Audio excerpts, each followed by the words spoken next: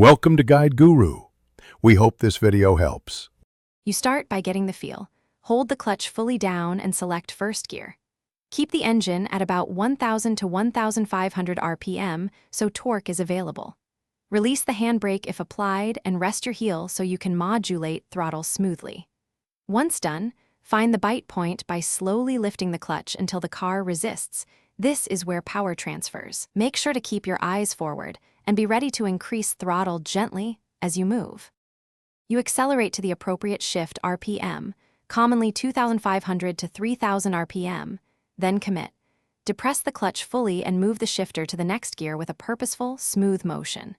Immediately release the clutch in a controlled, progressive manner while reapplying throttle to match engine speed. This blending avoids jerks and protects the gearbox. If downshifting, add a quick blip of throttle during clutch disengagement to match revs. Stay calm. Deliberate inputs keep the car balanced. You finish each shift by fully releasing the clutch and holding steady throttle to reach cruising RPM. This seals the process. For descents or slower speeds, downshift with rev matching so the engine speed aligns and the transition is smooth.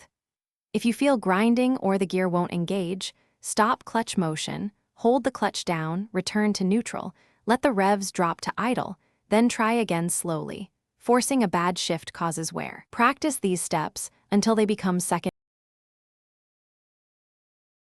Thanks for watching. Consider subscribing if we helped you today.